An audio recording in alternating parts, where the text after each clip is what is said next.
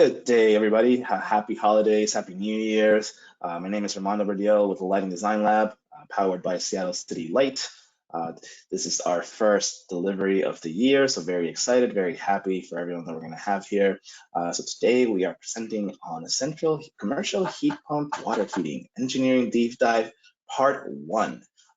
That being said, please check our Lighting Design Lab /education page on our website for part 2 and sign up for that as well. Since you're here, it's going to be a great package. Again, very good content that we're going to share with DNR Learn and Ecotope. So if you see the dashboard, the GoToWebinar dashboard on the bottom right-hand side, you're going to see a chat feature. You can type there and it's going to populate our questions field. So please ask questions, send in comments, make it as interactive as you want. The more you put into it, the more you can get out, and the more we can ask the experts these burning questions that are starting to come up. So without further ado, I'm going to give it up to Sarah Parker with DNR Learn. She's going to officially be moderating the webinar for today. Thank you. Hey, thanks, Armando. As Armando said, my name is Sarah Pastor. I'm with DNR Learn, and I will be the moderator today. So any questions that you put in the little questions tab or the chat tab, I will be reading. And Colin has a few dedicated question breaks during the presentation, so I will make sure to ask him all of your questions. So if it takes a little long, I promise they will be asked. A few things, we will be using Slido. If you've been to any of our presentations before, we use Slido a lot. Colin will be going over that, but if you want to go over to slido.com, he'll go over what the keyword is and how to get yourself set up and everything. Just keep an eye out for the chat. If I post anything there, and our presentation will be around 2 hours today. So without further ado, Colin, I can send it over to you. Thank you, Sarah, and welcome everyone to a presentation on commercial central heat pump water heating systems. And this is our engineering deep dive, but we can always go deeper. So please put in your questions and we can explore a lot more on some of these topics that we're covering today. I am a mechanical engineer at Ecotope, a company located in Seattle. And Ecotope has a MEP consulting division, but we also have a research and innovation team.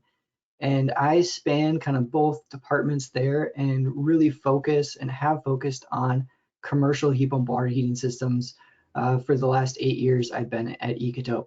So I'm really excited to be with all of you today and appreciate you attending this session because I'd love to share a bunch of our lessons learned and some key criteria to make the adoption of central heat pump water heating systems really go smoothly in the buildings you're working on today. And if you want to learn more about Ecotope and what we do, please check out our website. We're always looking to work with more people who are pushing innovation and energy efficiency forward. And so we have a few questions today that we're going to try to cover. And like I said, this is our deep dive part 1. It's a 2-part series, but we can always go into more details. So I really welcome your questions.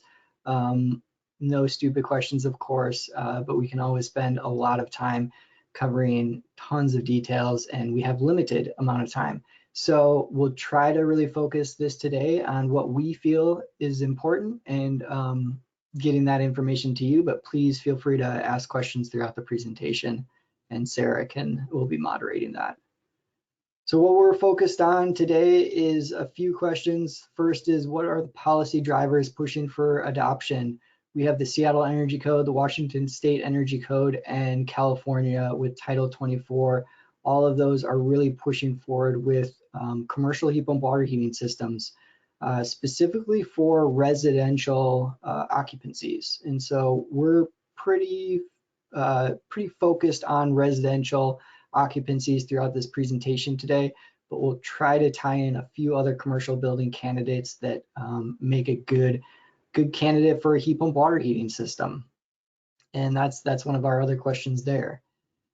And then the last kind of section of this presentation, we're going to cover what are the key components of a commercial central heat pump water heating system.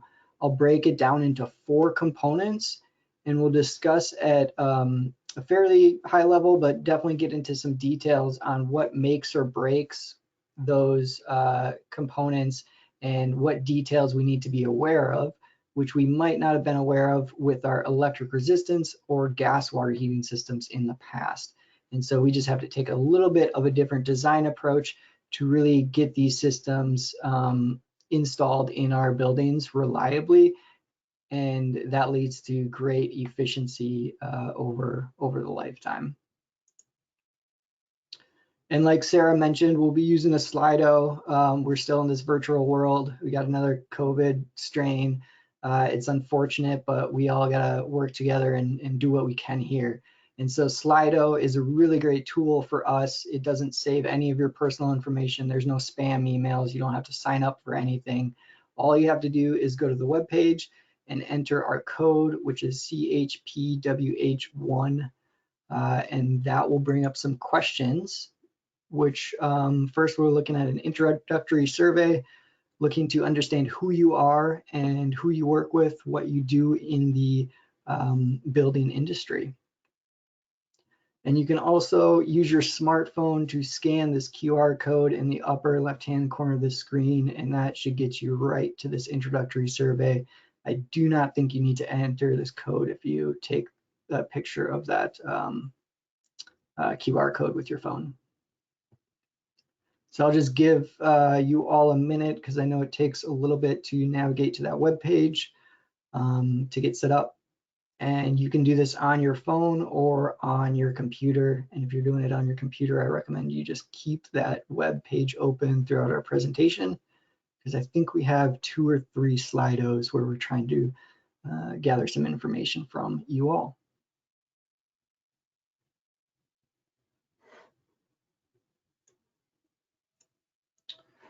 And it looks like we got some folks joining us right now.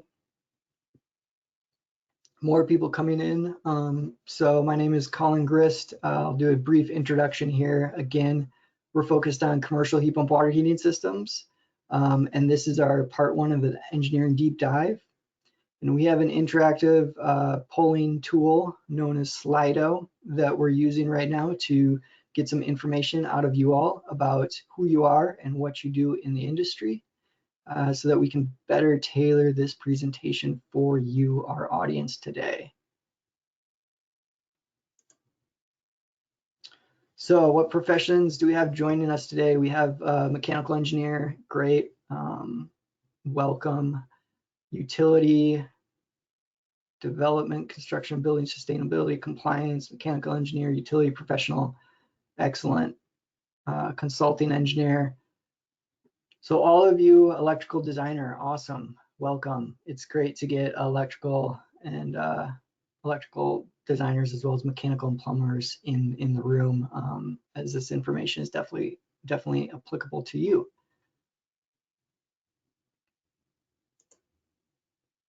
And what's your current understanding of commercial heat pump water heating systems? A learner on the path to proficiency. I think a lot of us come to these seminars, at least the deep dives and the maintenance and operations, heat pump water heater webinars that are in this path to proficiency, and that's great.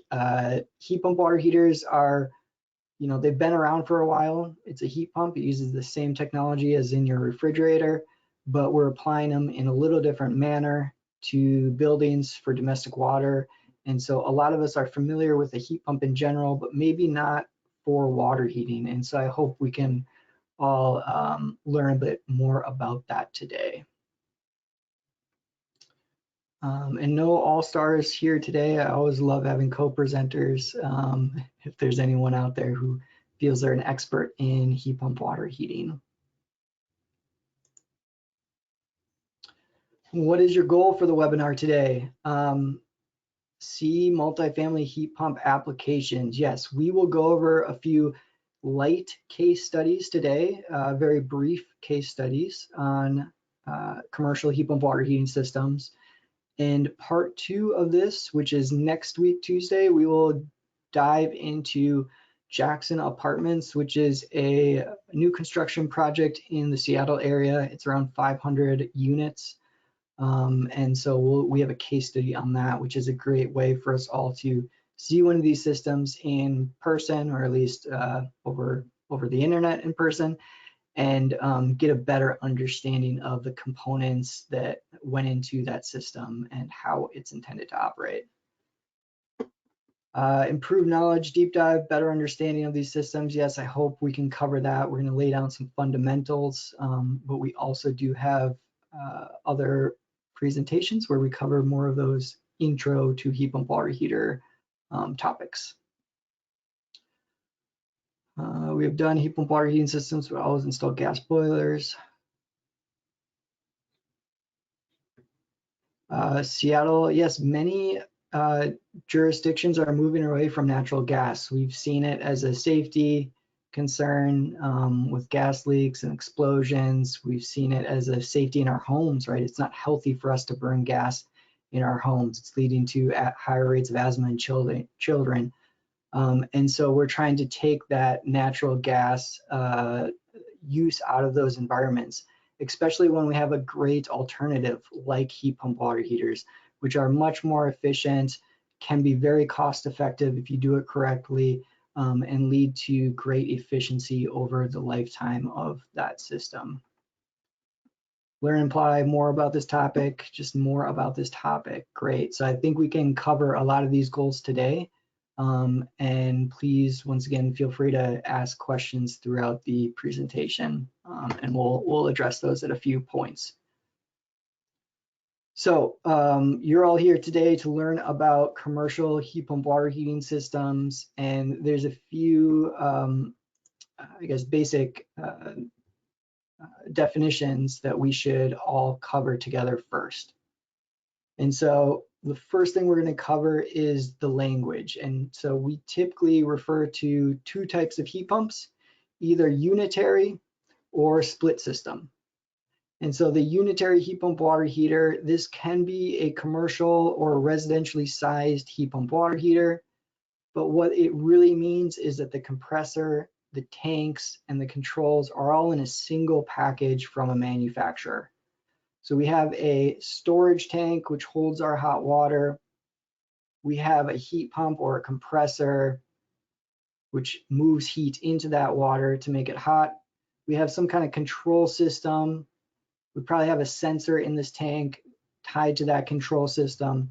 And we also might have a backup electric resistance element or two to provide heat in very low ambient air conditions or low temperatures, or for other reasons. So the unitary product is typically a smaller residential product, but A.O. Smith and other manufacturers do have larger commercially sized unitary heat pump water heaters that are fully packaged, and those can be a great solution for office buildings, restaurants, and a lot of other environments which have typically a smaller water heating load. And then we also do have split system heat pumps. This is the other type of heat pump. And what that means is basically the compressor, the heat pump is split from the storage tank. And so we still have all of the same components. We have a heat pump or a compressor and a control system, as well as a storage tank to store that hot water. And split systems are available in both residential and commercially sized products. But typically there are more commercially sized split system heat pumps available. So if you've heard of the manufacturers Colmac, Nile, Mitsubishi, this is a Sandin or a Sandco 2. These are all typically split systems heat pumps where the heat pump itself can be located remote to the storage tank. And that gives us some great design flexibility. But we do also need to make sure this heat pump is located in an adequate space or an appropriate space. And so the next thing for us all to understand is the difference between a residential and a commercial system. And this is pulled from the Advanced Water Heating Spec, which is a specification by NEA, which is helping define and set standards for water heating equipment. The Advanced Water Heating Spec 7.0 has been out for residential systems for the past few years, and the Advanced Water Heating Spec 8.0 is, I think, being introduced soon or is now out, and that is looking at residential and commercial systems. And so in that specification, there's been a line drawn about what is a residential and a commercial system, because we can use residential heat pumps in a commercial application, and we can also use commercial heat pumps in a residential application, but we see less of that in the single family home environment. So when we're talking about commercial systems, we are talking about greater than 120 gallons of storage and greater than 6 kilowatts of heat capacity. We're also talking about systems that serve more than 4 units or have those commercial loads that are greater than that 120 and 6 kW. So it's great for all of us to understand that that's our defining line in the sand, and will help us understand what technologies to use and what code sections we may need to comply with. So our commercial heat pump water heating systems, although they might be located in, a basement mechanical room that's very large and has a lot of pipes, valves, fittings, tanks, and heat pump equipment, I'm going to try to relate this back to our residential integrated heat pump water heaters, which have all this packaged together, and demonstrate hopefully that although this looks like a much more complex system, it's revolving around and built off the same fundamental components that are much simpler or residential or smaller integrated heat pumps typically have. And so the first thing is the heat pump. In our residential integrated unit, that might be just located right on top of the tank and have water piping connecting to that tank to heat it up. In this example here, which is from Jackson Apartments in Seattle, we might have a much larger, commercial heat pump water heater connected with piping to a group of storage tanks over here. We also might have an electric resistance element or some form of backup. A lot of the residential units come with that electrical element in there so that we always have hot water, because we'll learn later today that depending on the refrigerant used in the heat pump, that will limit the range in air temperature that heat pump can operate at. We also have a storage tank. We need some way to store this hot water. And so we have that in the residential product. It's typically at the bottom. Here with our split system in a larger commercial application, that might be 3 tanks shown in the back right-hand corner here, connected together to get that larger volume of hot water that we need to serve this larger commercial building. And then of course, controls. We always have some way to turn this on and off. There's not someone down here turning a switch on and off, right? We have a control system that looks at temperatures in the tanks and initiates the heat pump water heating sequence based on what temperature it is and the loads that the building is seeing. So all these components are in our residential heat pump water heater. And when we're looking at these larger systems, we just have to look at them through a little bit of a different lens to see all those components laid out in our larger commercial mechanical plumbing rooms. And I showed you an example of this project, which is Jackson Apartments. And that is definitely a very engineered, large heat pump water heating system that's serving about 500 units or 500 apartments. So it's serving a very, very big load, but not all the buildings we build are that large in scale or have that type of demand. So our commercial heat pump water heating systems, although some of them may look like this large commercial system in a basement, others might be smaller, smaller installations that are in a closet off of a corridor. We might ventilate that closet or ventilate the heat pump, because we'll learn that heat pumps are extracting heat from the air And so we need a lot of ventilation air to make that process work. So this is an example. This is serving a smaller multifamily building. And there's a few of these closet installations, and each one of these is serving about 5 to 6 apartments. And it's simply a residential product, heat pump water heater connected to a storage tank.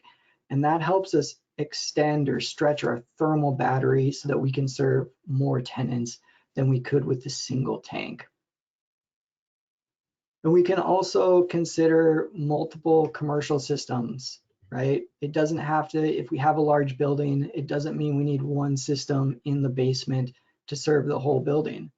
That might be advantageous from a maintenance perspective, as there's one room for the maintenance personnel to focus on, but we might result in a simpler, more cost-effective installation if we break the commercial building into smaller zones, or we break the water heating zones into smaller zones, and then we can have multiple commercial systems serving those zones. And so that's what we're doing in this example here, which we'll cover shortly.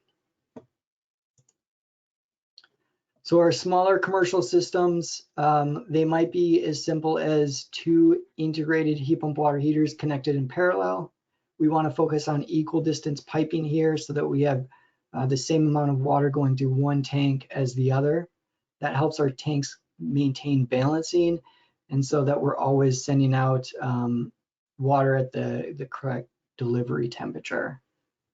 And so these residential products, you know, we can put 2 or 3 of them together to serve those bigger commercial loads.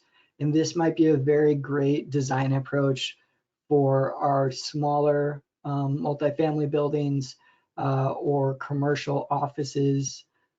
It's also a great application for commercial kitchens, as commercial kitchens typically have a nearly 24/7 cooling load, or at least whenever they're in operation, they have a demand for cooling along with their demand for water heating.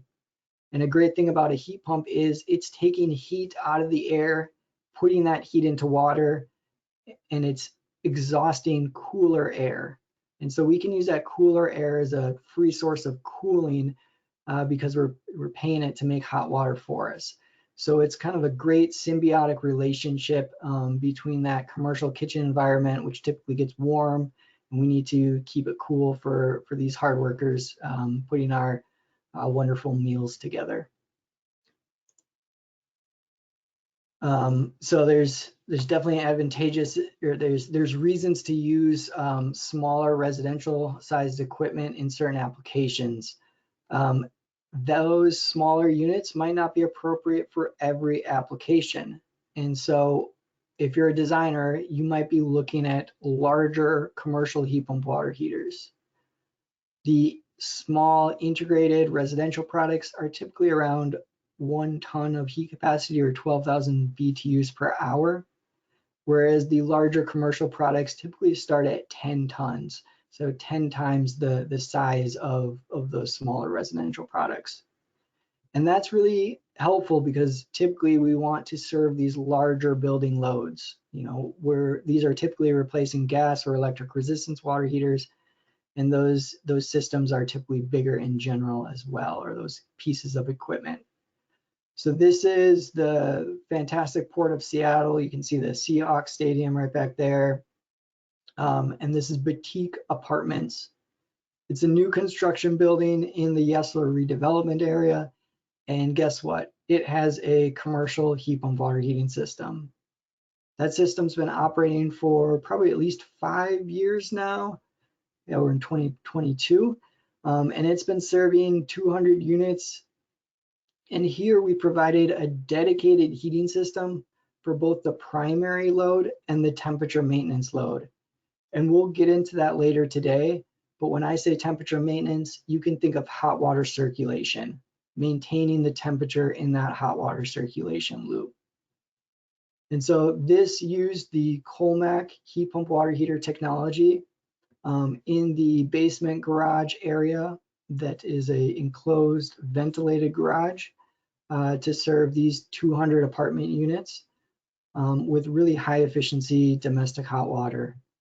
And this building achieved LEED Platinum certification and is, I think, tracking an EUI of around 20, if anyone's familiar with that metric.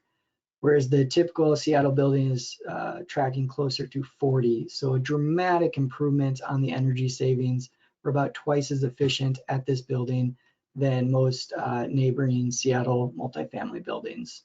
And that really comes down to the heat pump water heating system in this building, along with other technologies and innovations that the design team implemented to really push the energy savings here beyond what was normal or required by our codes.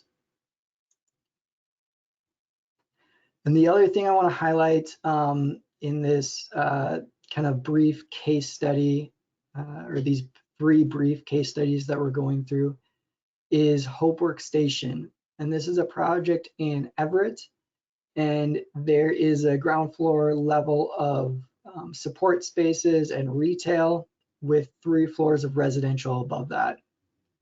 And the designers at Ecotope for this project decided to implement the Sandin or the Sandco 2 heat pump water heater.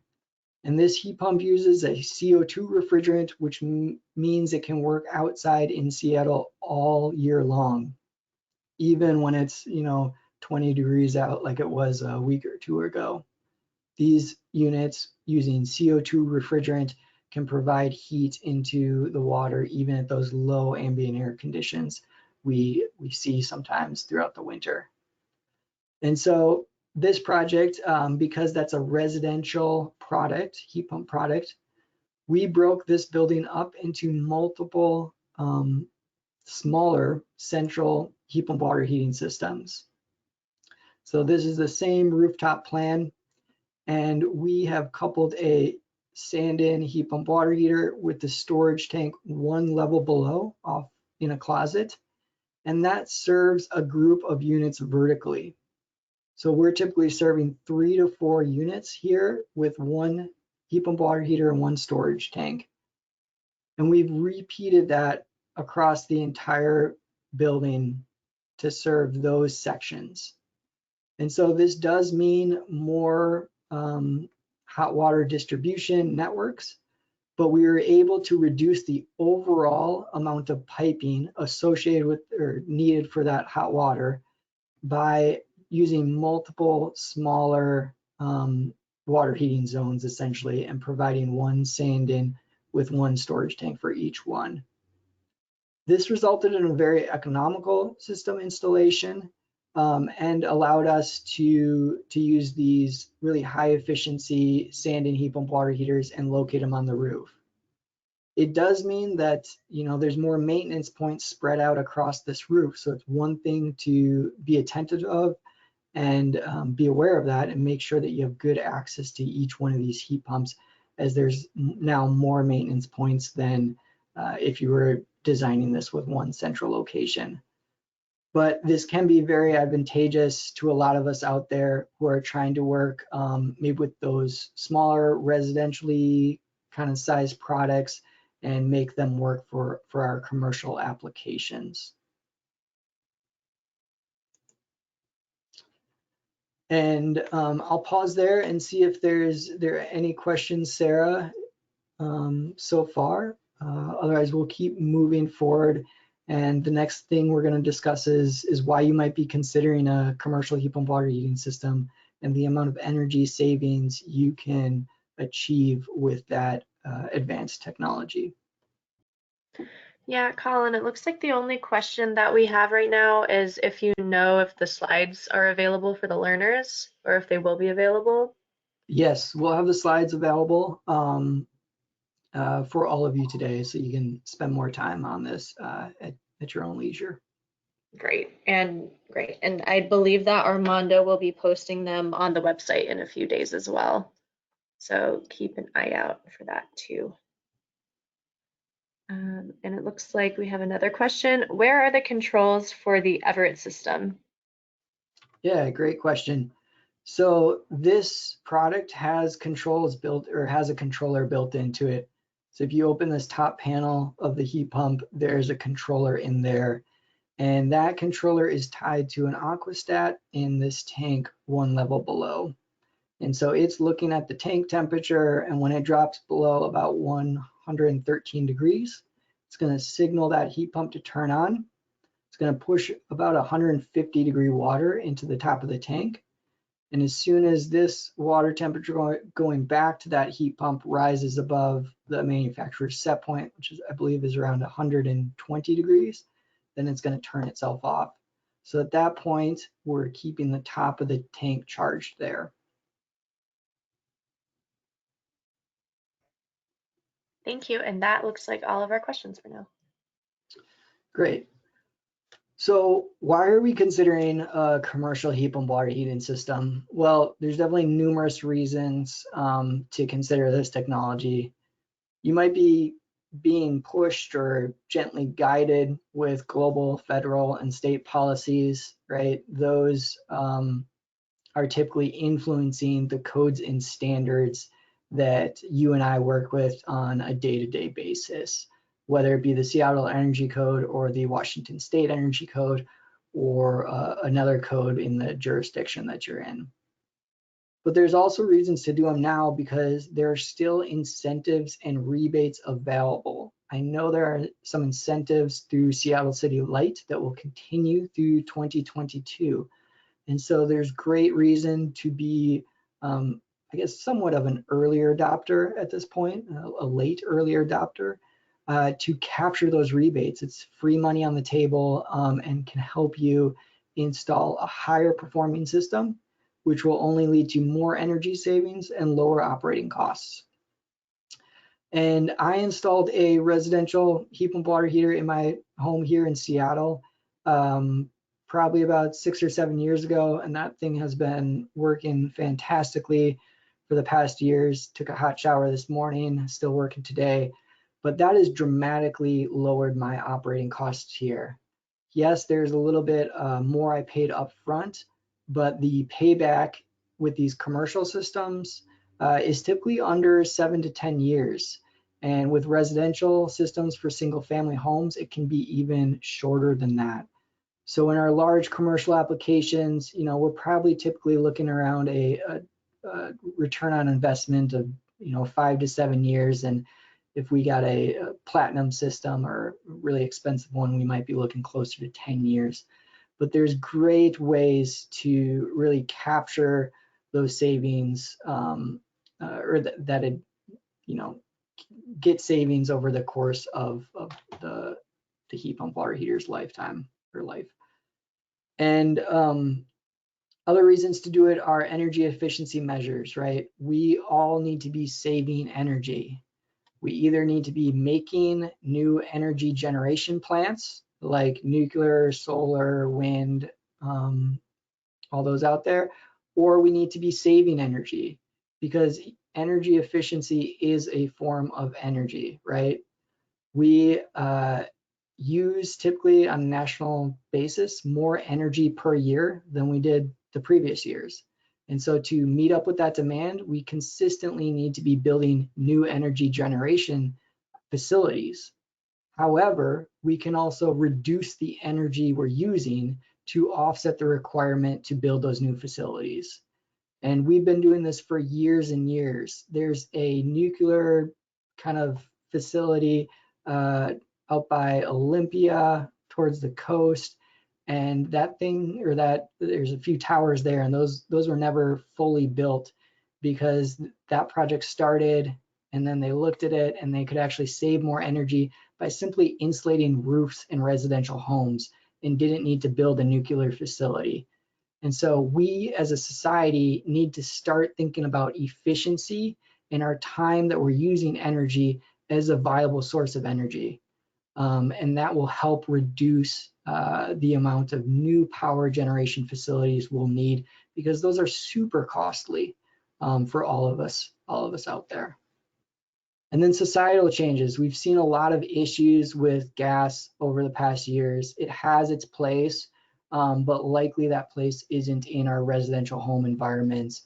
It's causing health issues with children and other people. it's also causing safety issues as far as explosions and leaks and other issues that can be bad. And so we typically don't have that quite as pronounced with electricity. And electricity, we typically don't have those toxic gases being released into our space when we're burning gas.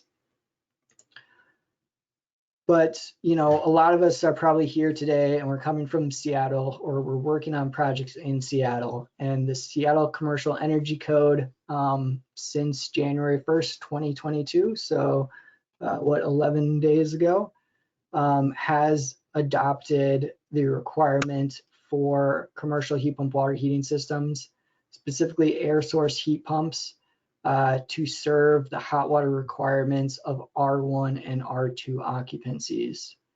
And so R1 and R2, we're talking about multifamily buildings greater than 3 stories, or any hotel or motel building. So right now, if you're building a new building in Seattle, you are going to be required to utilize an air source heat pump water heating system. And you also get an enormous amount of energy savings by implementing that system. So it's good. This is pushing us in that direction. And the codes are implementing this because they've seen it as a really reliable and robust way to achieve energy savings. This is Sunset Electric. This is the building in Capitol Hill, right next to the East Precinct, right there. And this system has a commercial heat pump water heating system in the basement parking garage. Once again, it's using Colmac heat pump water heaters, and that has dramatically reduced the annual energy end use. And so this chart here shows EUI, the energy use intensity, basically how much energy is going into the building and how large that building is, the total square footage. And so you can see our Seattle mid-rise baseline is about 39 or 40. And this Sunset Electric, we measured the total energy use, and it is tracking 22.7. So a dramatic reduction in the energy use over the course of a year.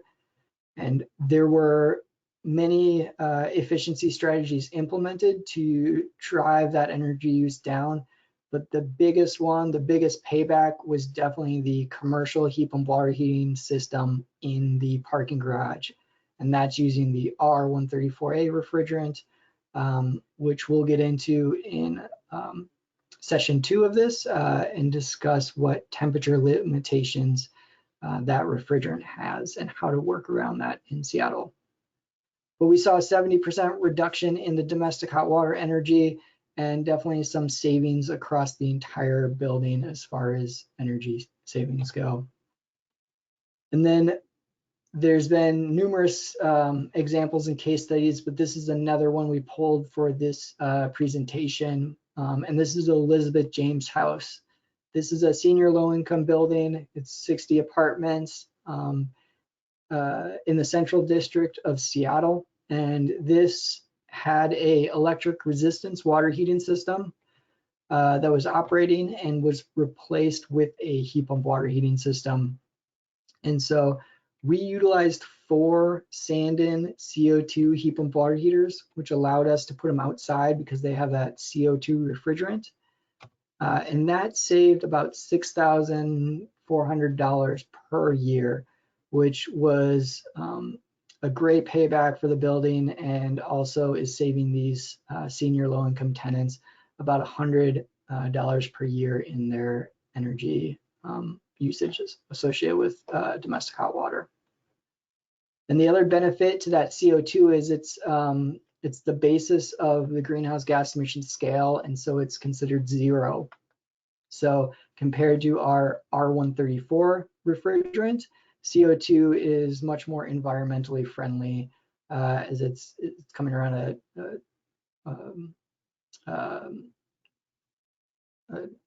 sorry, I'm blanking, a greenhouse gas emissions of 1.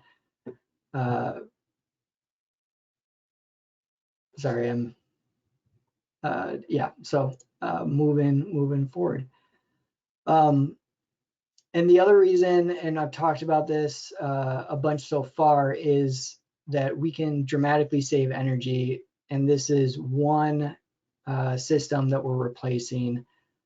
And typically it's one heat plant located in a basement or a mechanical room. So we have two pie charts up here on the screen. Our left-hand pie chart is a baseline multifamily building, and this is showing where all the energy use is going over the course of a year. And we can see in total about 25% of it is going into heating hot water. And we have another 25% going into the lights and plugs, and the rest going into space conditioning and common plugs and lights. And so with the application of a heat pump water heater, we're going to cut the energy use of this 25% by a factor of 3. And so we're reducing that primary heating load from 15% of the annual energy down to 5, and the temperature maintenance load, that's keeping the hot water hot in our distribution piping, from about 10% of the total to 3. And that's resulting in about 17% energy savings on an annual basis. And this is appropriate for nearly all heat pump water heating technologies that can operate at a COP close to 3.0, or a coefficient of performance of around 3. So there's great reasons to implement commercial heat pump water heating systems just on the energy savings, as typically to get 17% energy savings without implementing a heat pump, we're going to be addressing all the lights in the buildings. We're going to be addressing the apartment HVAC systems and also the envelope, and improving that envelope so that we can drive down the energy use associated with those to get to that 17%. So this is kind of the low-hanging fruit right now, is commercial heat pump water heating systems, if we really want to reduce the energy use in these buildings. So what aspects, we have another slide out here, and I'm curious what aspects of commercial heat pump water heating systems are most appealing to you today? Is it the energy savings? Is it simply complying with code? What's driving you and your partners in the industry to look at this technology, join us today, and consider it for the buildings you're working on?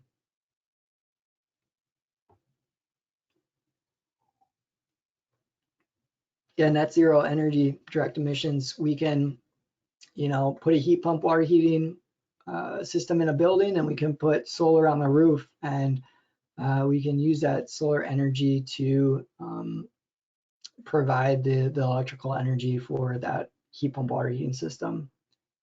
Overall sustainability, complying with code, LEED points, yes, absolutely. If you're trying to get LEED Platinum, please consider a commercial heat pump water heating system. They are do a lot for the total energy end use and help you maximize those points there. Building electrification and saving energy efficiency code. All right, someone said code there. Used to trade off the amount of glass using C407. Yes, we're limited with our envelopes and the requirements of those. And so in the past, we've been able to utilize the additional benefit of the heat pump water heating system, the energy it's saving, to offset the increased amount of energy we're losing through poorly insulated glass or a poorly insulated glazing assembly.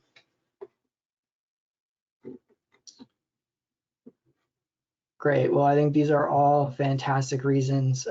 So I'm glad we're all thinking alike right now.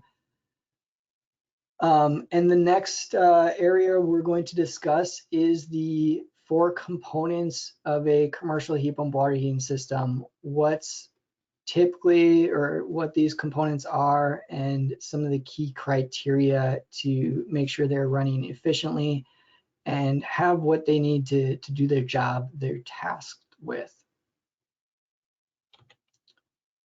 So the first component that we're going to look at is the primary heat pump water heater. We're also going to look at the primary hot water storage tank, or tanks. This is where we're storing hot water that those heat pumps are generating. And then this is a big area of discussion, and we have a lot in session 2, which is next week, Tuesday, on the temperature maintenance system. Keeping the water hot in the distribution piping so that when someone opens their tap and they're a ways away from that central plant, they don't have to prime that cold line with hot water and wait, more than a couple minutes to get hot water. We typically circulate the water in these larger commercial buildings, and that temperature maintenance system needs to be addressed in a specific way depending on the heat pump technology we're using. And then the last of the 4 components is the control system. We have some way to turn on and off the heat pumps or our backup equipment, and we might have a control system that can send out alarms or notifications for maintenance or other reasons. So we're going to start, of course, with the primary heat pump water heater. And our primary heat pump water heater, this is the engine. This is doing the majority of the lift. This is making hot water that we are using in the building. So it's heating that water for use in our domestic applications. And just a brief kind of introduction to how heat pumps work is they're moving heat, they're not making heat, and it's much more efficient for us to move heat than to make heat. Our refrigerators, our split system, or our mini splits for space conditioning, those are all heat pumps, and they're moving heat from one source to another. And in that process, we're actively heating or cooling the space we're residing in. And so heat pump water heaters are typically extracting heat from an air source and putting that heat into hot water or into water to heat it up. And that process is much more efficient than making hot water, let's say with a gas or electric resistance piece of equipment. And so on the left-hand side of the screen, we have our air source heat pump connected to a storage tank. And I'm showing the refrigeration loop inside that air source heat pump with a few color coordination items for our components in that heat pump that tie over to our pressure and enthalpy chart. And so we can think of a pressure and temperature together, and enthalpy is really energy content. So the further on the right-hand screen or the right we are on this chart, the more energy we have in that refrigeration circuit. And so the air source heat pumps, I like to start at the evaporator, as this is the air to refrigerant heat exchanger. We're trying to move heat from the air into this heat exchanger, and that's its main duty. It's the reverse of how a radiator works in the car, where your radiator is trying to discharge heat to the environment. Here we're trying to capture that heat from the environment, specifically from the ambient air, and move that into the refrigerant. And so if we look at our pressure enthalpy diagram, we're at a low pressure, a low temperature in that refrigeration circuit when we're at that evaporator stage. And this evaporator stage is what we consider our free energy. So we're spinning a fan to blow air across the heat exchanger, and we're taking heat out of that air because the refrigerant in that heat exchanger is very cold or at a very low temperature and pressure. So we can operate that fan and capture about 2 units of free heat energy into that refrigeration circuit in that evaporator. Then that refrigerant goes through the compressor, and that compressor increases the pressure and temperature, and that's where we're putting energy into this system. Really, this is our 1 unit of energy going in. And so that's going to increase the pressure and temperature of that refrigerant. And so now this refrigerant went from being very cold, colder than our ambient air, to very hot, hotter than 120 degrees are our typical domestic hot water set point. So then that refrigerant goes through a condenser, which is another heat exchanger, although this is a refrigerant to water heat exchanger, not an air to refrigerant heat exchanger. And so that heat exchanger allows us to transfer that energy into that cool water that's being piped through the other side of that heat exchanger. So we're dumping that free energy we got through our evaporator and the energy we put in with our compressor.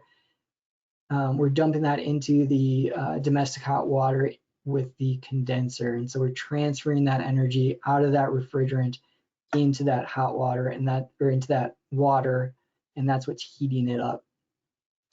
And then we go back through an expansion valve, and this is regulating the pressures on each side of the circuit. And so we're starting at the same or a very similar state in pressure and energy that we did in the beginning. And then we go through that process again and again, and that's the heat pump heating cycle, and how a heat pump is really taking heat out of 45-degree air and moving that heat into water and heating that water up to 125 to 150 degrees Fahrenheit, depending on our set points. And so we can see the huge advantage here is this evaporator free energy, right? This is what's leading to this increased coefficient of performance or increased efficiency of our heat pump device, is because we're capturing 2 units of energy for very low cost or essentially free. We're putting 1 unit of energy in, and we get 3 units of water heating energy out. Super efficient system, very similar to how your refrigerator or other split system heat pumps work out there today. But the main thing here is we're transferring that heat from the air into water for domestic applications. And so there's typically 2 heating cycles that the heat pumps operate in, and that's either the single pass heating cycle or the multi-pass heat pump heating cycle. And when we're talking about single pass, we're defining that as it's heating the water from whatever it comes in at, so probably 50 to 60 degrees, the city water temperature, all the way up to or above the usable water temperature or desired water temperature. So typically above 120, and I'm showing 140 here as that's a common set point for this heat pump equipment. And so in this device, we might have varying capacity heat available to us in the air. So on a cold day of the year, the flow rate through this might be very slow because we only have so much heat available in this air to put into that water. And so we have to go through a slower process. So typically single pass heat pump water heaters are modulating the potable water flow rate through the unit to achieve a discharge water temperature that's desired. So we're controlling that flow rate with the valve. We're closing that valve to go to a slower flow. We're opening that valve to go to a higher flow during warmer ambient air conditions, or when this inlet water temperature rises, that can increase too. But with a single pass heat pump water heater, we're always getting out our 140 degree water temperature or water at our set point temperature. And this is typically used for our primary heating load. So taking that cold water in and heating it all the way up to that temperature in a single pass.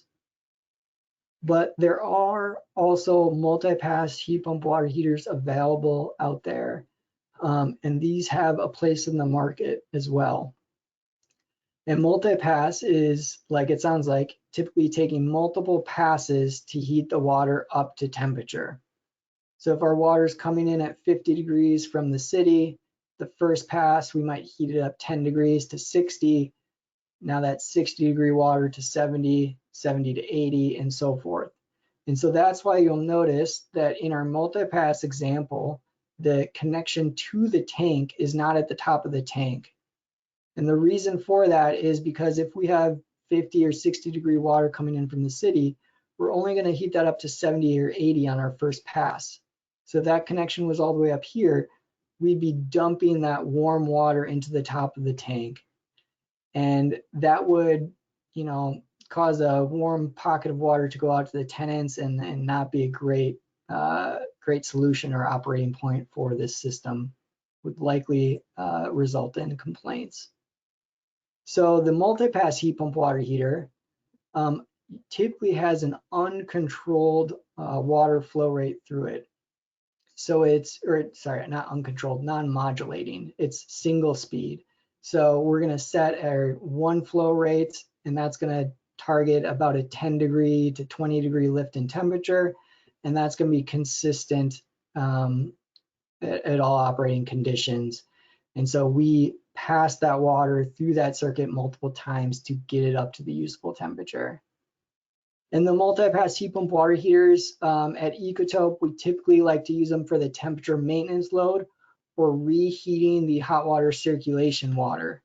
So we typically send water out at 120 degrees and we're circulating it through our larger buildings, and it might come back at 110 degrees Fahrenheit. If we apply a multi-pass heat pump water heater to that load or to address that load, we can operate that equipment very reliably and efficiently to reheat that hot water. And so it's really important that we understand the technology that we're specifying in our building or we're looking to specify and what type of heating cycle it can operate in. Some manufacturers allow the user to set either the equipment up in single pass or multi-pass, and other manufacturers and heat pump equipment will only allow the single pass heating cycle, as well as others will only allow the multi-pass. So it's really important to just understand what product you're working with and the limitations or the manufacturer's preferred design approach for setting this heating cycle. And so there's a number of heat pumps available on the market today. I'm showing 6 that we picked out, but there's many more than this that are available now, and more are coming as this market advances. But we have numerous smaller unitary residential heat pump water heaters, and most of these are using R134A as a refrigerant, which has a higher global warming potential and also struggles to heat water when it's below 40 or 45 degrees outside. So in Seattle, we get colder than 40 or 45. So if we're looking to implement a R134A heat pump, we need to locate it in a zone that's going to stay above that minimum temperature, somewhere between 40 and 45, depending on the manufacturer. And these are most commonly available in residential sized packaged equipment, but there are some small commercial equipment. I'm showing A.O. Smith here, but there's a tank behind this heat pump face right here with 2 fans, and that has a control package and some backup electrical elements for those lower ambient air conditions. We also have CO2 heat pumps, or R744 is the refrigerant name. And these CO2 is typically always, they're always configured in a single pass heating cycle. And so we are showing 2 options here. There's relatively few CO2 options available today, but both these products up here, the Mitsubishi and the Sanko 2, are great products for numerous applications, especially where you have cold weather conditions like we do occasionally in the Pacific Northwest.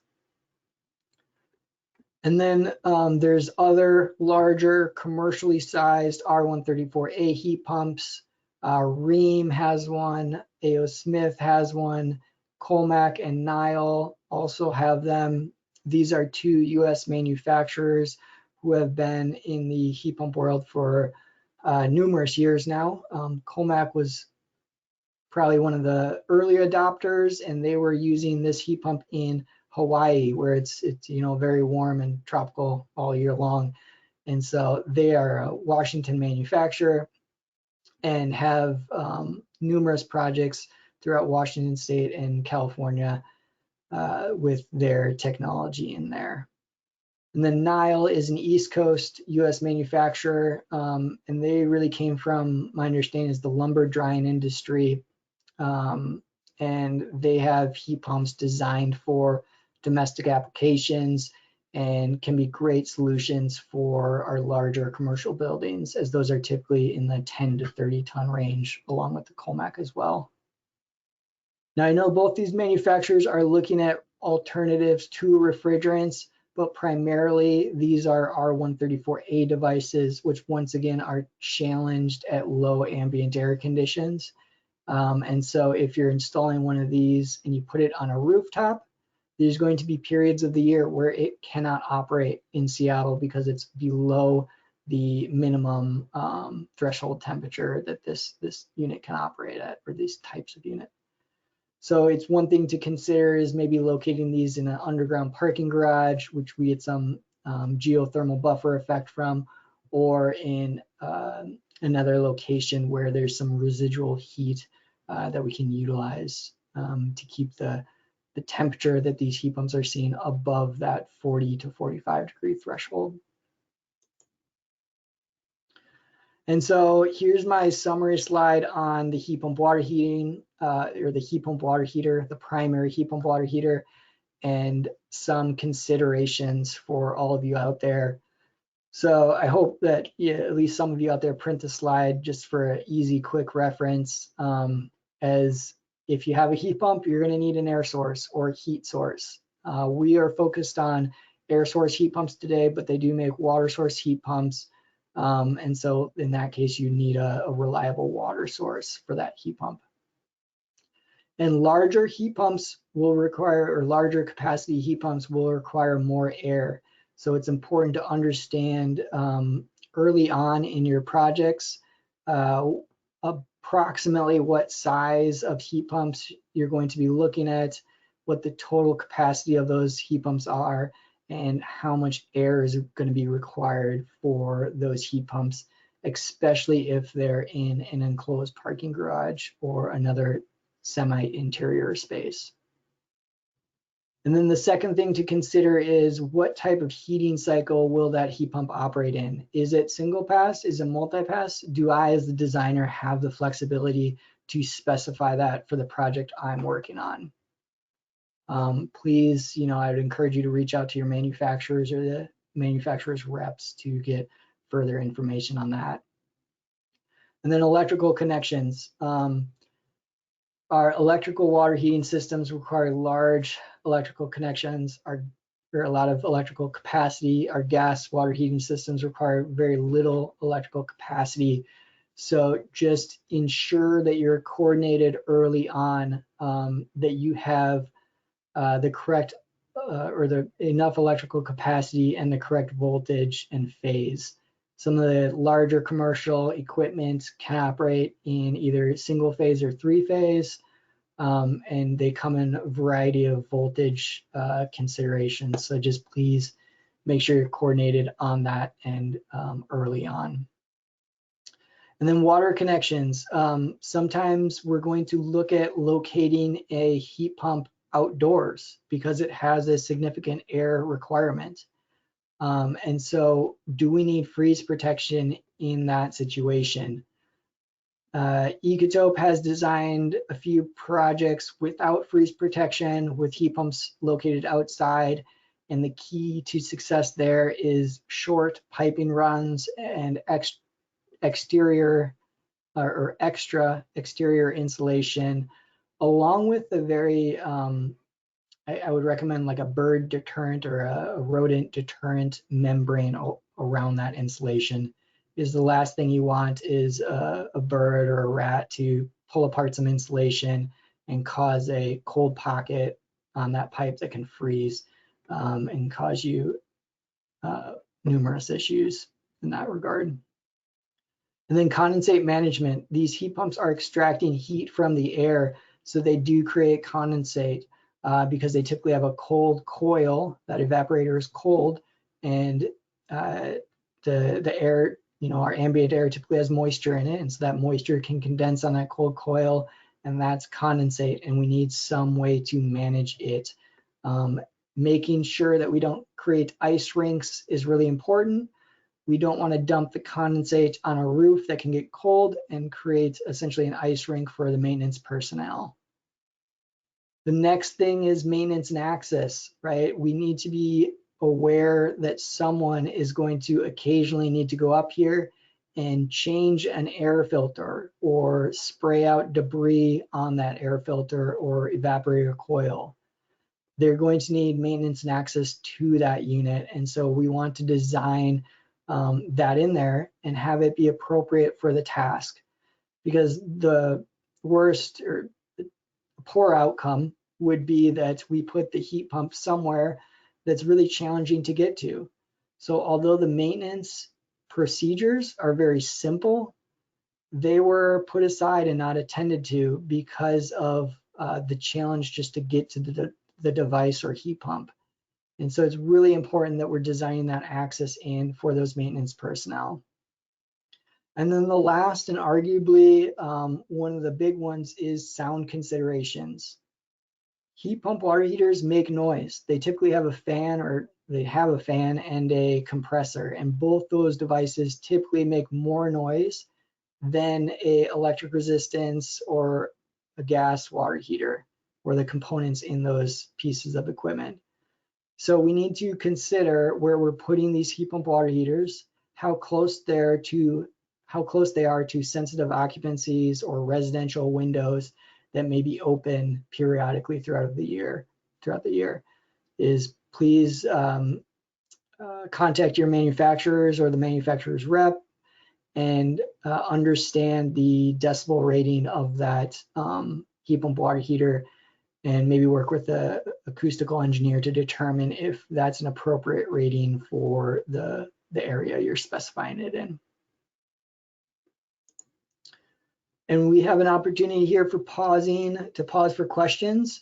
And I was going to take a break at the 1 hour mark. So let's come back in 5 minutes at 11:12 a.m. And in the meantime, please feel free to add your questions to the questions area, and Sarah will organize those and see if we have any to address after we come back from the break at 11:12 a.m.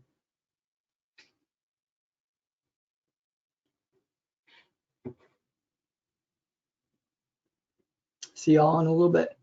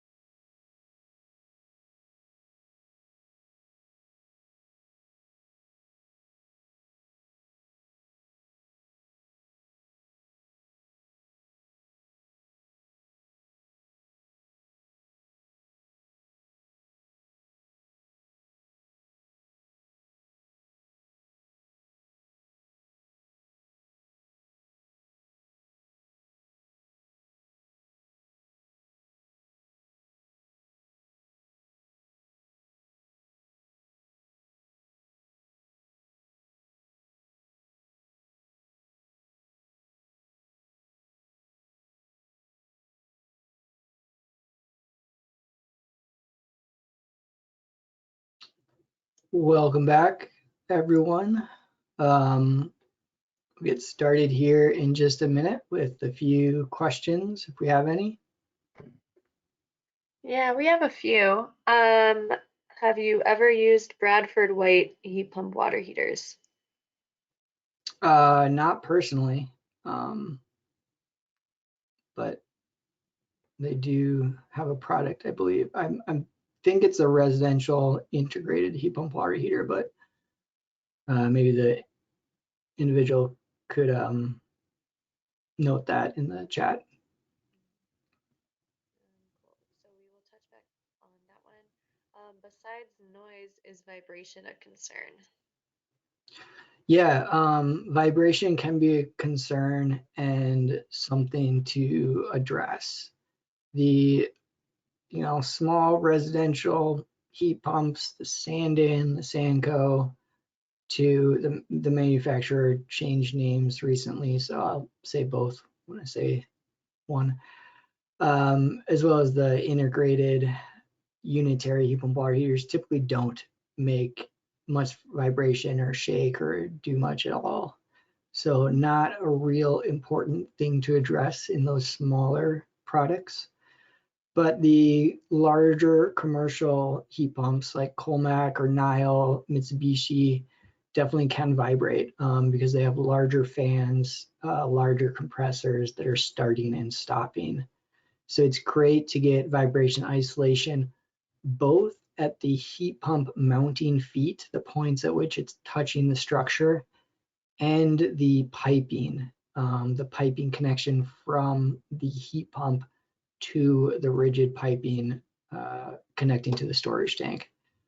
So it's typically best to get a small section of flex piping on the heat pump inlet and outlet, hot and cold water piping, as well as at the unit feet or the mounting points to the building structure.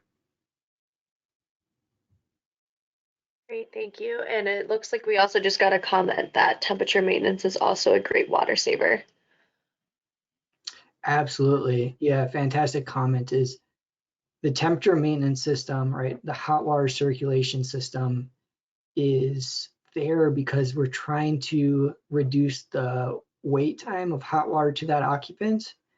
And that in effect reduces the amount of water that occupant will use.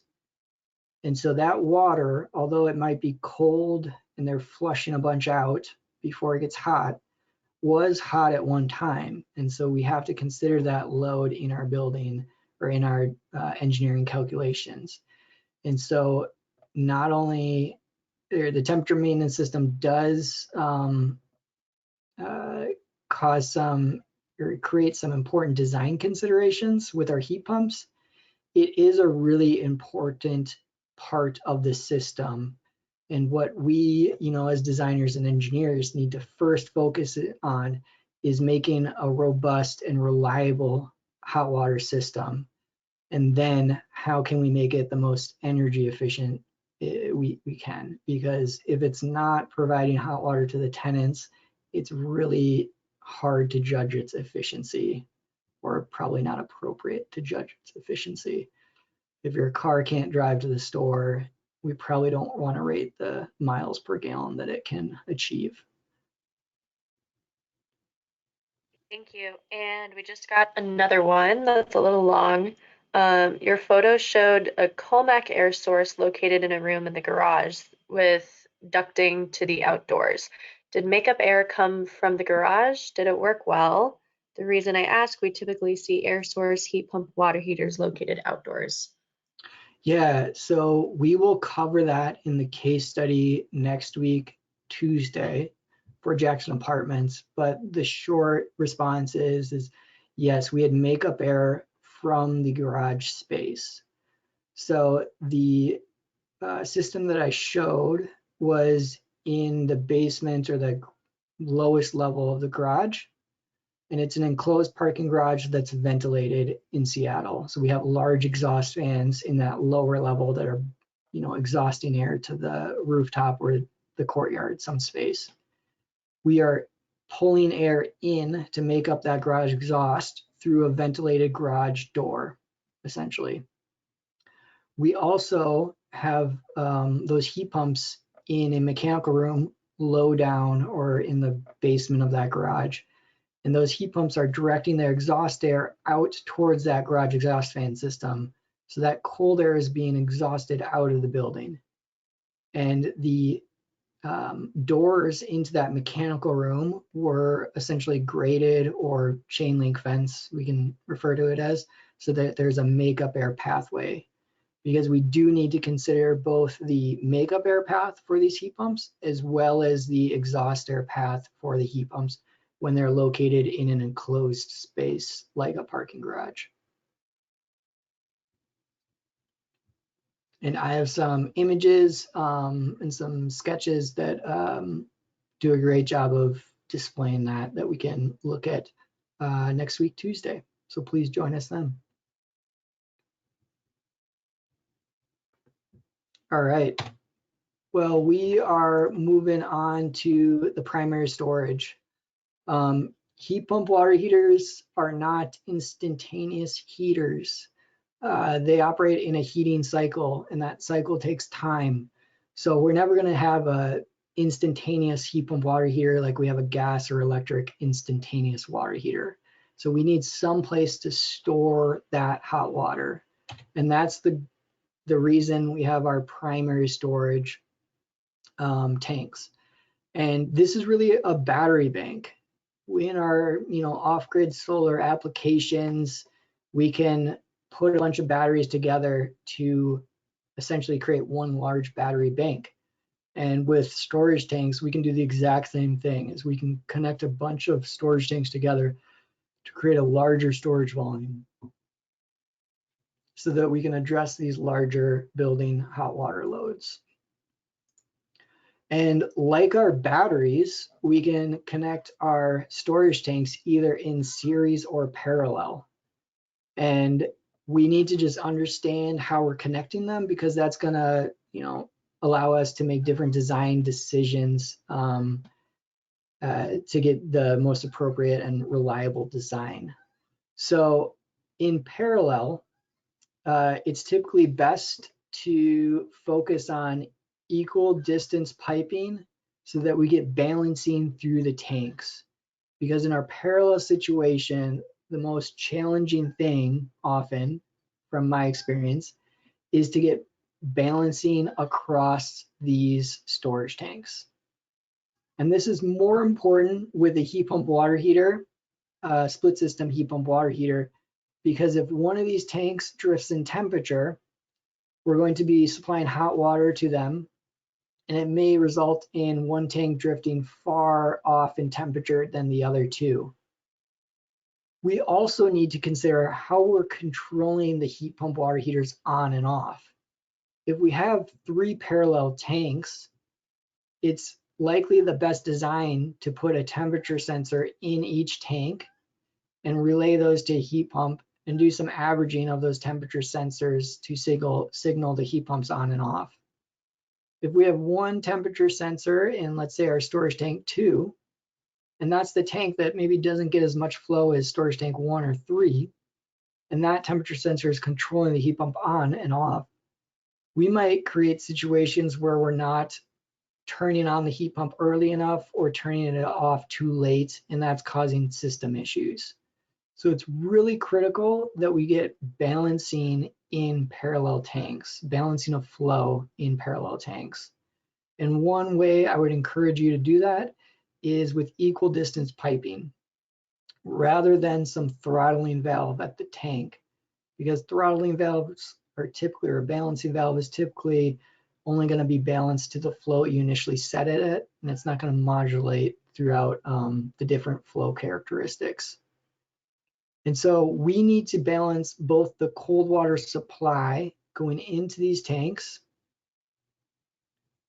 as the makeup water and hot water out, as well as the hot water being generated and being pulled back through the unit. So it's typically best to just do a reverse return piping arrangement for parallel tanks.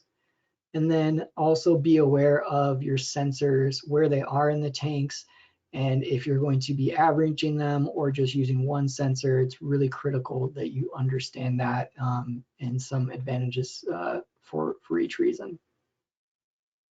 At Ecotope, we like to design most of our single pass heat pump water heating systems with in-series tanks.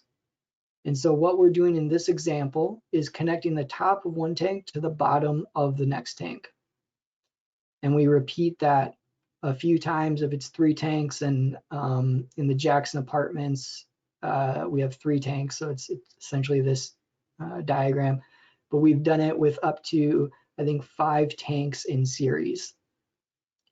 And what's important to consider with this in-series tank design is the hot water flow rates. Because now in our parallel situation, that flow rate was split, hopefully evenly across 3 tanks or 2 tanks are split. But now that flow rate is through all the tanks. And so we need to look at these inlet and outlet port sizes in and out of the tanks and ensure that they're adequately sized for the building flow rate through those tanks. And so typically, if we're looking at larger commercial 500-gallon tanks, which is a good size to fit through most doors and in most commercial buildings, these ports will be, 2 or 3 inches in size, which is adequate for most of those systems. But if you're using a smaller residential tank that's coming with a 1 1/4 inch port, and you're serving a large commercial building by linking 5 or 10 of those together, you really want to do your calculations on the flow rate through those ports and ensure that you're operating in a reasonable velocity at each one of those connections. One of the advantages of the in-series tanks is control, and the other is stratification. If we look at these 3 tanks and my coloring of them, we see that we have one transitional layer in this tank from our cold water to our hot water. And we don't have that in each tank. We just have it once. So this is a very good thermal stratification design because we want to basically make this transitional profile as small as possible to increase the total effective storage volume of these tanks. Because as this heat pump water heating system operates, this transitional layer gets pulled like a plunger back to storage tank 1 at the end of its heating cycle. And then when people are using water, it gets pushed more towards the middle of the storage tank, maybe before we turn on the heat pump. And then that will recharge the tank and push this transitional layer back. And so you'll notice that in our in-series example, we only have one transitional layer. So there's a smaller volume than we do in our parallel tank arrangement. And that might not seem like a big thing, but in reality, we get a lot better use of our effective storage volume with this in-series setup due to that really making the most use of our tanks and minimizing that transitional layer, the amount of transitional layer. Now, from control standpoint, we're not going to have the issue we had in the parallel system with tanks being unbalanced and one tank drifting in temperature away from the others. In the series example, those tanks will always, be hot at one end and cool at the other end. We're going to move this hot water all the way into this to charge this up to red at the end of the heating cycle, and then allow that blue water to flow maybe just to the top of this tank or into the bottom of the second tank before we turn on the heating cycle again. So we can use 2 sensors, one to turn on, maybe in tank 2, and one to turn off the heat pumps. That allows us to maximize the runtime of the heat pump water heaters, which increases the efficiency, increases the reliability of the system, and also maximizes our heat capacity and our effective storage volume. So we get a lot of benefits from this in-series tank setup The one thing to consider is just how large are these inlet and outlet ports, and are they adequately sized for the flow rates that you're going to see in the building that you're working on. But essentially our in-series tanks is taking these multiple tanks and mounting them vertically on top of each other. So you can think of storage tank 2 on top of one and storage tank 3 on top of another. And in that way we have our hot water at the top and our cold water at the bottom. And that stratification is really critical to our heat pump water heater reliability. We want to send it as much cold water as possible because that's the most efficient operating state it can operate in. And so here's another summary slide on our storage tank and some considerations. The first is the physical space, the room, and the door size. Make sure it can fit. Ideally, you don't want to tip a tank over to squeeze it through a door, but that is possible if you work a little harder. We can also trade off, and we'll get into this in our Tuesday session next week. We can trade off between the amount of heat pump heat capacity, how much heat that heat pump can generate, and the amount of storage volume, or how much hot water we can store. We can trade off between those two to meet a given load. And heat pump heat capacity is typically really expensive. So if we size it like we sized our gas water heating system with a lot of heat pump heat capacity and very little storage, it's going to be one of the more costly system installations.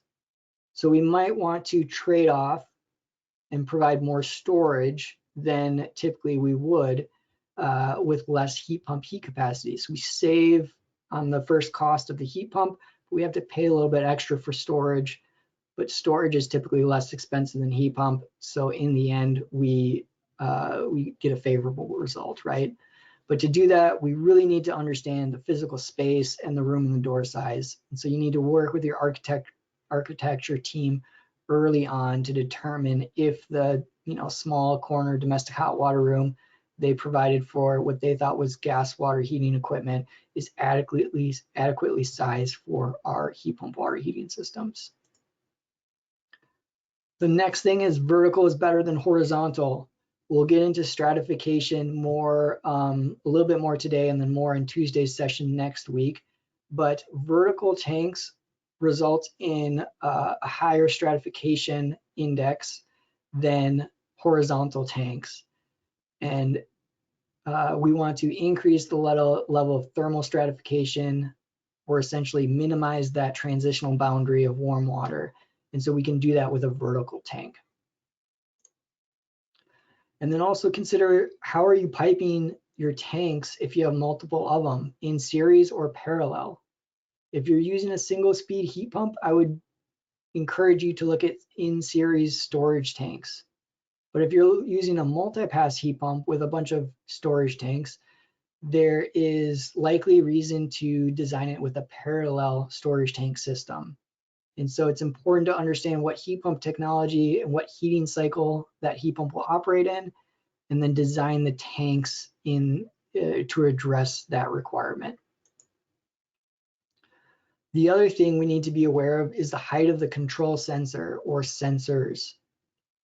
If we have our aquastat low in the tank, it's going to signal the heat pump on earlier, likely. If it's high in the tank at the same set point, it's going to allow cool water to flow further into that tank before it turns on. So when we turn on and off that heat pump is critical to meeting the load. We want to turn it on early enough that we meet the load, but if we turn it on too early, we're likely going to have issues with the equipment operating. And so understanding the height of it and what that means for your control volume or your storage volume is really critical with tank selection. And we will get into that a little bit further on Tuesday as well. And then pipe connections, size, and locations. If we're flowing in at the top inlet on our bottom two inlets and out here at the top of the tank, we're going to have an uncirculated volume of water at the bottom. So it's best to take our inlets and move them as far down as possible and our outlets as far up as possible to really maximize the usage of this tank. And then also consider the size of these connections and whether your tanks are in series or parallel and what the flow rates through these taps will be so that you can maintain proper design velocities through those connection points. And then insulation level. The Seattle Energy Code is defining the insulation level of the tank, and so make sure you're complying there. Most tanks, you should be able to achieve R16 top coat, which is, my understanding is that's code compliance and a great level of insulation for these tanks. We're also storing this water, at 140, and we might have larger storage tanks, more storage volume to get that benefit of the trade-off between heat capacity and storage. And so we have more storage volume, more losses associated with those tanks. So we want to achieve a higher level of insulation to minimize those losses before we have to address them with more heat pump capacity, which results in lower overall system efficiencies.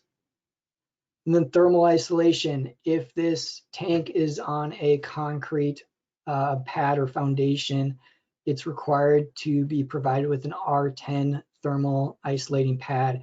And so that's essentially a 2-inch piece of high density foam that goes under the tank to prevent thermal bridging from this metal tank into that concrete structure. You can lose a lot of heat that way, and it can also create control issues if it gets out of whack. The maintenance and access, just like our heat pump water heaters, we occasionally need to maintain and access these tanks. And so putting them in a room where there's adequate space to move around them to insulate the whole tank is critical. And so just please be aware of that and attentive to it in your early design stages. So we have an opportunity here to pause for any questions before we move on to the third component, which is the temperature maintenance system. Yeah, we have one question. Is there ever a problem with the in-series ports being too large within reason? No, I haven't ever run into that issue, and I don't think that would ever be an issue. Yeah, it's a good question. Yeah, I don't think so. Great, thank you. And then we're all set. Really appreciate your questions. It helps me realize that there's other people out there because I'm just talking to a camera. And it's more fun to present in person than online like we have been for the past couple of years with COVID. So keep those questions coming. So the next component is the temperature maintenance system. And we have a temperature maintenance system in our commercial, buildings. We have a temperature maintenance system, even if it's a gas water heating system in our commercial building. We just might not have a dedicated temperature maintenance system like I'm going to discuss today and next week, Tuesday. So what is our temperature maintenance system? Well, here's another conceptual diagram of our water heating system, and we can assume this is maybe in a basement parking garage and it's ventilated. And then we have some distribution piping, and that distribution piping might go up a floor, and then there might be a big 2 or 3 inch hot water main going across level 1 or level 2 in the ceiling space. And then there's risers that go up and connect multiple showers, or we can assume these are apartments together. And so we're pumping water with a circulation pump continuously through those risers and back to our heat plant. So our temperature maintenance system includes the distribution piping, the hot water distribution network, as well as the return piping of that circulation system. It also includes the mixing valve. Basically, this is the valve that's taking hot water, likely above 120 degrees, cool water somewhere around 60 degrees, and typically our hot circulation water around 110. It's mixing those three water streams together to achieve 120 degrees out consistently. And that allows us to, store water hotter in our primary storage tanks, which addresses some Legionella concerns, and also increases the size of that thermal battery. The hotter that tank is, the larger amount of heat capacity or stored energy we have in that tank. And then the circulation pump, right? The pump that's physically pulling water through that distribution network is also part of that temperature maintenance system. And in heat pump, in commercial heat pump water heaters, you might be encouraged either by your manufacturer or their representative or by a design guideline to look at using a dedicated storage tank with a heat source to address this temperature maintenance load. And essentially what that does is it decouples our primary heating load from our temperature maintenance heating load. Our primary heating load is making cold water hot that people are actually using in the building, and our temperature maintenance load is keeping that water hot in the distribution network to reduce the overall amount of energy in the system, as well as reduce the water usage rates per day, or the amount of water people are using per day. So in a gas water heating world, right, we probably just took this back to our storage tank and that was heated with gas water heaters, or it was a packaged gas water heater device, and that worked fine. However, it doesn't work that well with a single pass heat pump water heater. And this is my explanation of why. So heat pumps are super efficient at taking in cold water and making it hot. The components, the condenser, right, the evaporator, the compressor, they're typically sized for this task, right, to take in cold water and to make it hot. And we can connect a mixing valve to that and send that hot water out. We're also going to connect the cold water to that mixing valve too, right, to temper it. As soon as we have a hot water circulation system, we're going to be then pumping water back nearly continuously in a residential application back to our storage tank to keep that water in that distribution network, at usable temperature around 120 degrees Fahrenheit. But if we're continuously pumping that water back over long durations, the nighttime, or even a few hours, we can essentially mix that tank with warm water. So now this heat pump will start pulling in warm water because the tank might not be at set point temperature, right? We don't have that much hot water up here to use. Well, that heat pump is, one, not going to be very efficient at heating warm water, and two, its components are sized to transfer a certain amount of heat at a given flow range. And so to add the necessary heat to this water, if it's already hot, might be a very, very challenging point for that heat exchanger and that equipment to operate at. We're essentially operating that equipment at the edge of its operational envelope. So it's a challenging, it's inefficient, and it's typically a high pressure point to operate the system at. So by putting in hot circulation return water back to our primary storage tanks, what we're doing is mixing this volume, which is causing equipment performance issues in most of our single pass heat pump equipment. And it's also reducing our effective storage volume. Because now where we had a tank at maybe 150 degree water down to there, a thin transitional layer down there, and cold water at the bottom, we had a very good effective storage volume, or a very high use. That tank has a lot of thermal energy in it.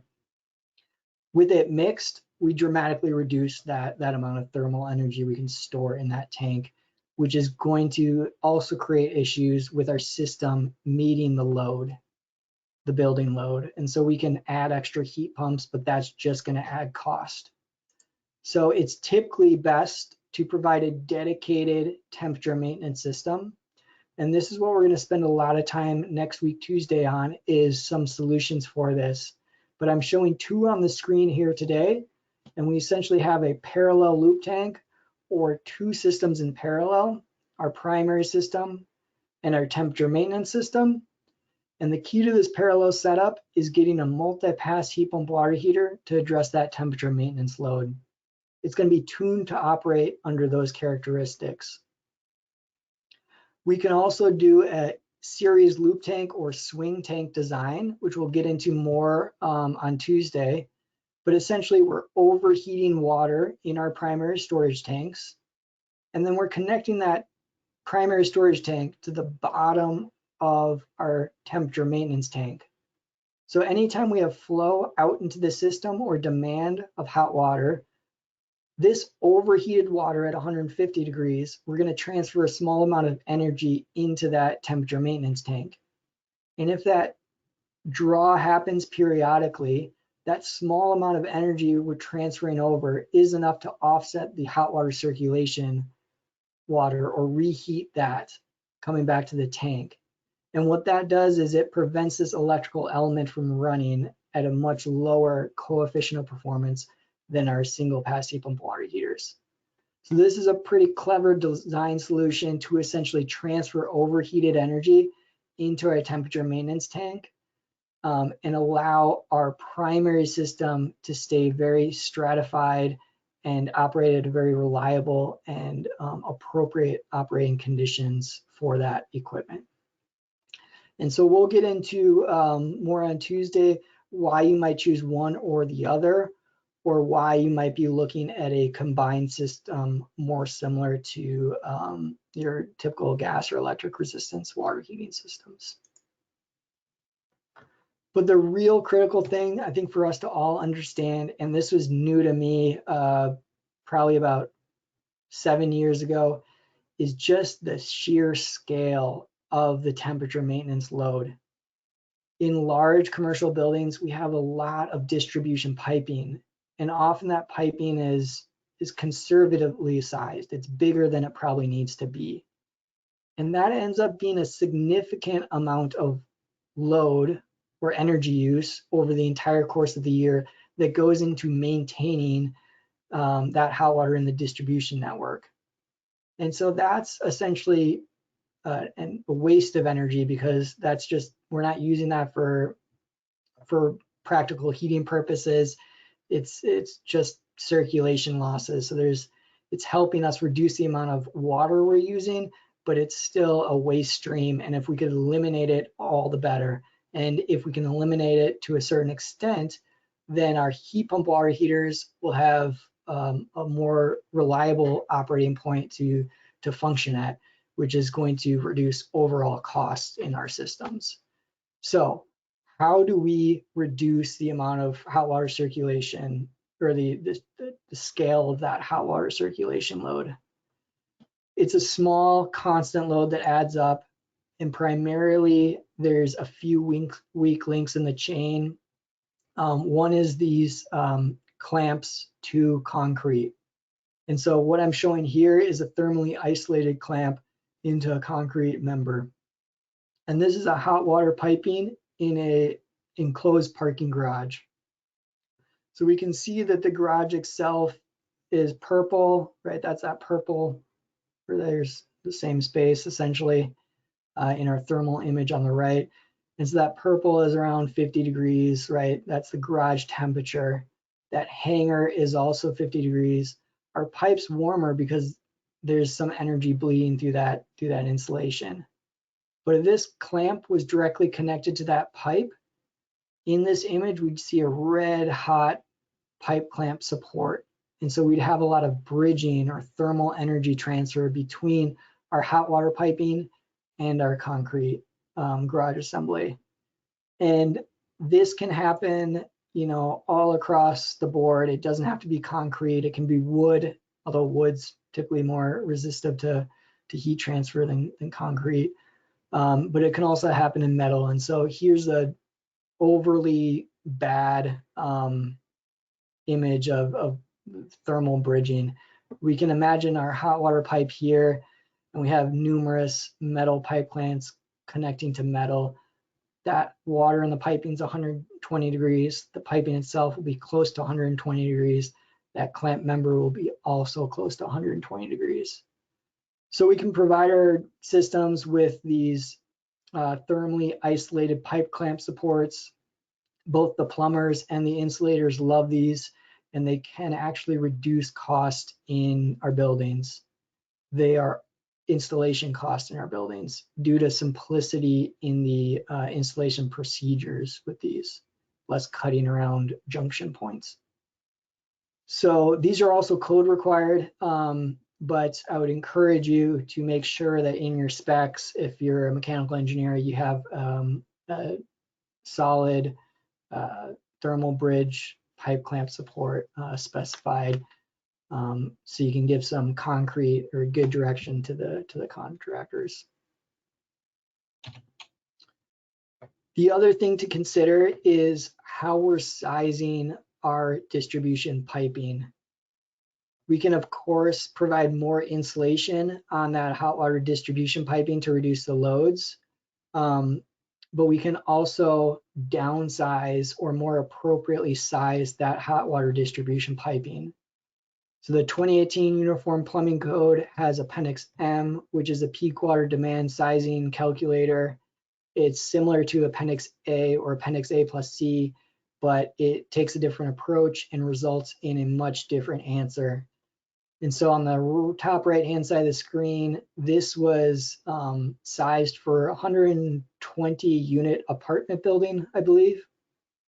And we can look, if we size with the Uniform Plumbing Code under Appendix A, it's going to assume we have a peak flow rate of 260 GPM.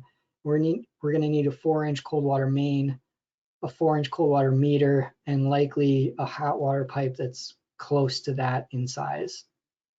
We look at Appendix A plus C, we get some bathroom group help here, and we can reduce that to 205 gallons per minute. So a reduction, but it's still going to result in a 3.5-inch connection, which the city might end up installing a 4-inch meter, cold water meter on that 3.5. So there might not be tremendous amounts of cost savings, even with that Appendix A plus C sizing method. Appendix M is much more reflective of our current realistic water flow rates in across multiple buildings, or across the United States buildings portfolio.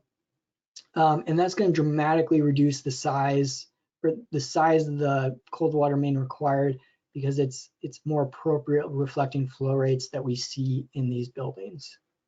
And Ecotope has that research and technology innovation team, and so we actively put flow meters in Seattle buildings to understand the flow rates we're going to see in that type of building.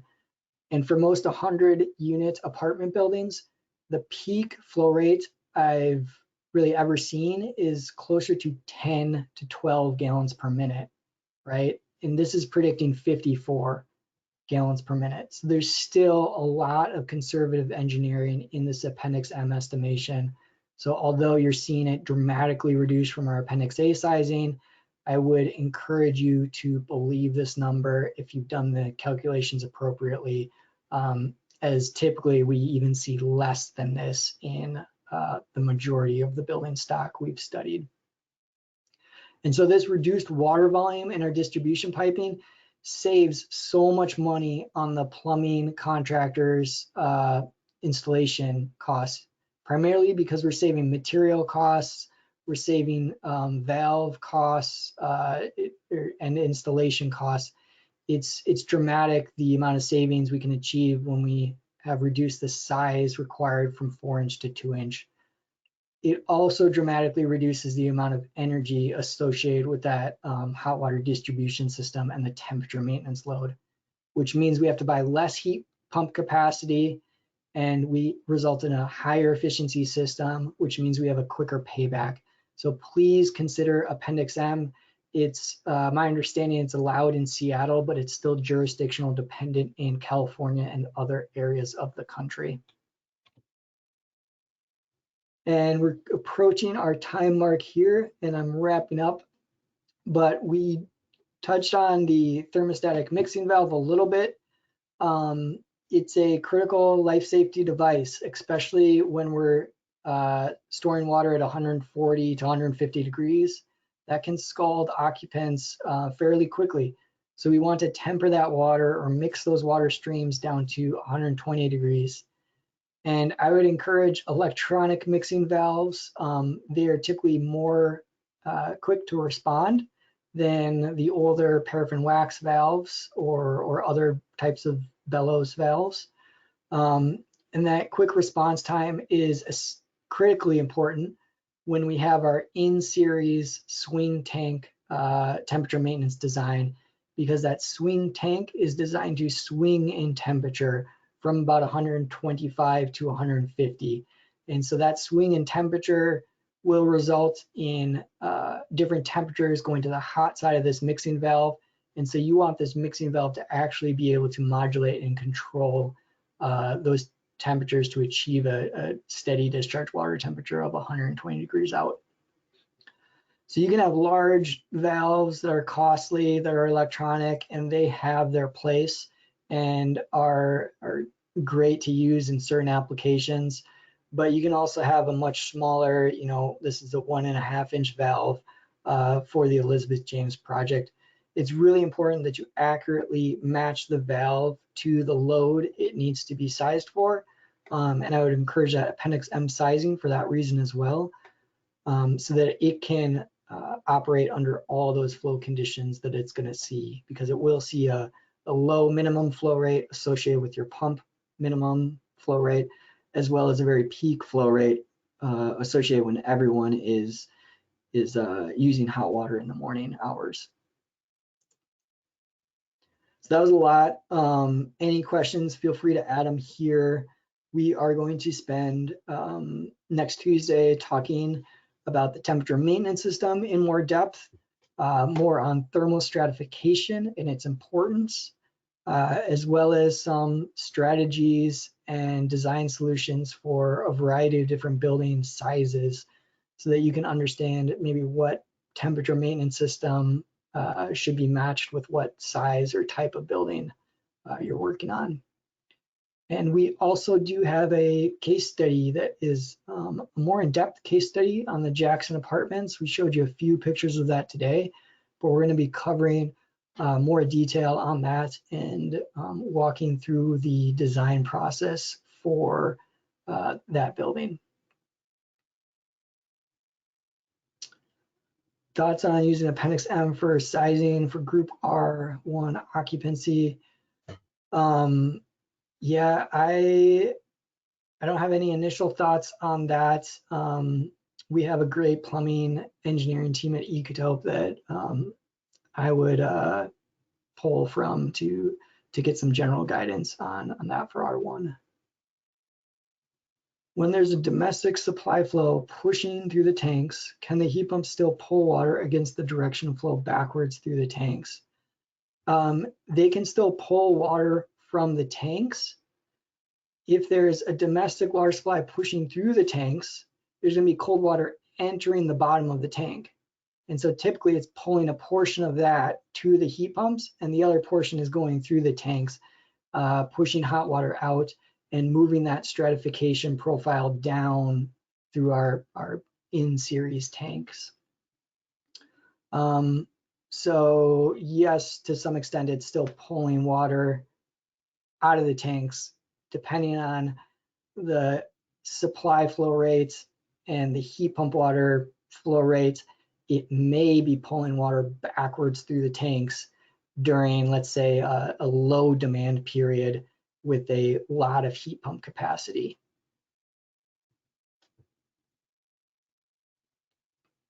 And we'll try to add a little discussion on that to the presentation next Tuesday. see what we can do with some of the images and conceptual drawings we have to explain that a little further.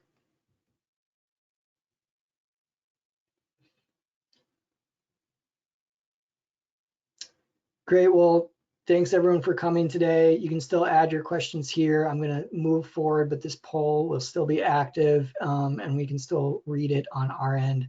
So if you're typing away, please feel free to finish your question and drop it in here. Controls is one component that we didn't have time to get into today, but there's 3 different tiers of controls. We can have our internal controls, we can have a third-party control, and we can have a hybrid of those two. But typically, controls come with the heat pump product.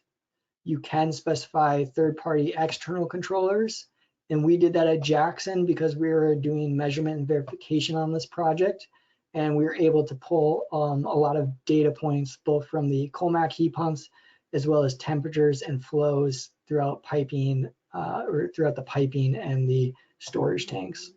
So there can be reasons to go to a more advanced control system, but in general, the heat pump products provided by the commercial manufacturers as well as the residential heat pump manufacturers have a control system in it, and it's typically an aquastat sensor that you locate somewhere in the tank, and some control settings that you program into the heat pump to determine when the unit is turning on and off, and what the discharge temperature out of that heat pump should target. Here's some photos of a control sensor buried in some insulation around a tank. That's going to relay back to a control panel. If you're buying a packaged piece of equipment, that is already installed in there. And so you can see it's 120 in this image, and that's going to be looking at a sensor in that tank. If you have a split system like the Sandin or Sandco, they will provide you with control sensors that then you install in the field into the tanks that you're using. And this is one example of one of our more complicated control systems where we are actually extracting heat from wastewater. The domestic water and the wastewater are never touching or even getting close to touching, but we can essentially use the residual heat in our wastewater with a water source heat pump instead of an air source heat pump to move that heat out of the water into our water for domestic applications.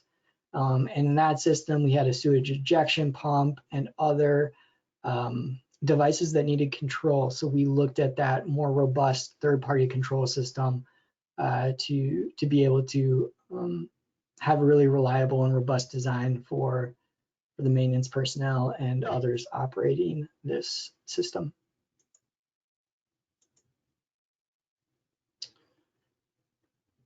And yeah, once again, thanks all for coming. Please feel free to add to these Slidos if you feel inclined to.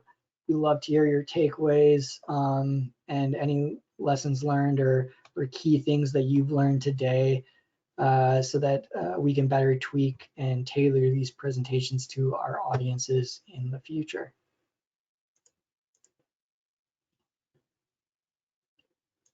And any questions that remain, we'll happily tackle them in the next session. It is now noon. Hopefully all of you have a delicious lunch ahead of you and a reasonable amount of work on your plate today. Thanks for joining me, and I will pass it back to Sarah.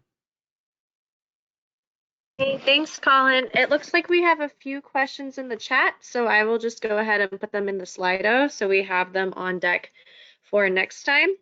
But like you said, we have our second training next Tuesday, so we look forward to seeing all of you then. Yep, and we'll be going over hot water system designs, more in that temperature maintenance system. We're going to be going over sizing. We've developed a tool at Ecotope called the Eco Sizer. That's a free online web-based tool that helps you size your commercial heat pump water heating systems for multifamily buildings. But we are looking to add and actively working on adding other demand profiles so that that tool can be used in multiple commercial building types, not only multifamily. And we're also looking at refrigerant types and equipment selections and some benefits for those, as well as I promised a case study of the Jackson Apartments. We're going to dive a little bit deeper into that with some discussion on the design and the decisions we made. So thanks again, everyone. That is next week, Tuesday, same time. And thank you to Armando and the Lighting Design Lab and Seattle City Light for hosting this today. Really appreciate the work that they all do on the educational front. Thanks a lot, Colin. You did amazing as usual. And thank you, everybody. Thank you for sticking with us. Hope you have a great rest of your day. Signing us off.